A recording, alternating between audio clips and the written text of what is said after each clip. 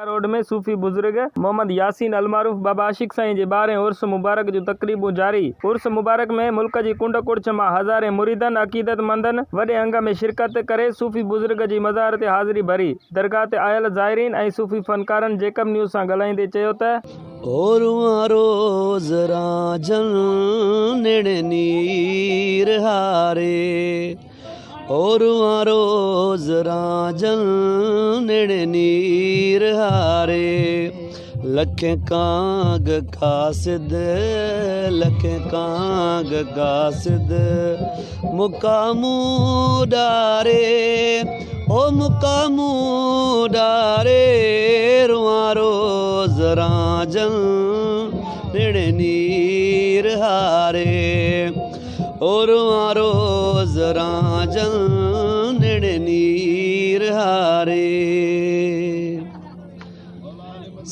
साईं आशिक साईं पंहिंजी ज़िंदगी जेका बि गुज़ारी हिकिड़े सूफ़ी तरीक़े जो इंसान सूफ़ी माण्हू हर कंहिं सां प्यार मोहबत कॾहिं बि हुन कंहिंखे कोन ॾुकायो। हमेशह हर कंहिं सां मोहबत प्यार जो सिलसिलो रहियो।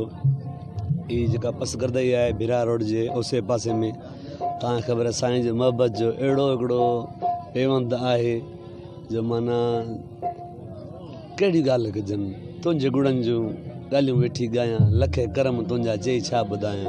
हेॾे होॾे न निहार निहार तुंहिंजे वेड़े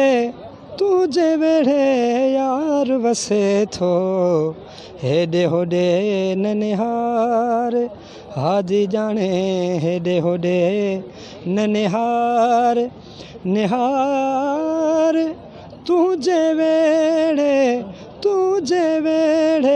यार वसे थो हेॾे होॾे न निहार। पैगाम भेटाई खां वठी कलंदर ताईं बुलाशाह जो सभिनि जो इन ई निस्बत सां आशिक साईं जो बि इहो पैगाम आहे। संदन तमामु घणी शाइरी आहे ऐं हिते परे परे खां माण्हू कही आया आहिनि जेके हिन दरगाह ते हींअर महफ़िल थींदी ऐं महफ़िल ॿुधंदा ऐं उनखां लुत्फ़ अंदोज़ थींदा। बोली हक वे मियाँ ना कोई शर्क ना कोई शक वे मियाँ हक दी बोली हक वे मियाँ ना कोई शिरक ना कोई शक वे मियाँ दरबार बाबा आशिक हुसैन जिन पाण रोज़े में बीठा आहियूं सभु दोस्त सभु मोहबत वारा। बाबा असांखे हर काफ़ी कलाम में जेको आहे पैगाम ॾींदो रहियो आहे। बाबा हिकिड़ी काफ़ी पंहिंजे में चयो आहे त माम छॾ मोगा मिजाज़ी यादि कर अल्लाह खे रब रिझाए कर तू राज़ी वठ रिंदानी राह खे कीन मां कुझु कीन वरंदई कीन ॿोड़िया केतिरा बहरे कुलज़म मां लंघे ॾिस इश्क जे अड़ाह खे रब रिझाए कर तू राज़ी वठ रिंदानी राह खे माम छॾ मोगा मिजाज़ी यादि कर अल्लाह खे। तमामु परे परे खां मुल्कनि खां शहरनि खां साईं जिन जा मुरीद अक़ीदतमंद ईंदा आहिनि ऐं दरगाह तां वठंदा आहिनि ऐं हर साल हिन महीने सफ़र में साईं जिन जो प्रोग्राम थींदो आहे 7, 8, 9 सफ़र। मेले जो असुलु मक़सदु माना बाबा यादि में जेको 7 ई माना राति बाबा साईं बुरको मटियो उन हिसाब सां माना मेलो आहे। हिन में सॼी संगत पंहिंजे हिसाब किताब सां माना ड्यूटियूं ॾींदियूं आहिनि। 3 ॾींहं माना लंगर न्यास थींदा आहिनि चांहियूं सभीलूं थींदियूं आहिनि मोहबत जो पैगाम आहे।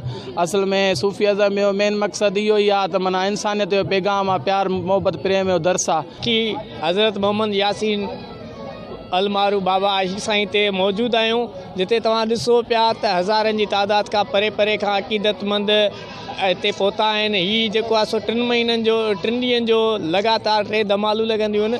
हिते परे परे खां माण्हू आया आहिनि परे परे खां अक़ीदतमंद पहुची करे ॻाए वॼाए करे अमुन जो पैगाम जेको सूफ़ी बुज़ुर्ग वली ॾेई आहे उन ई पैगाम जी प्रचार पिया कनि।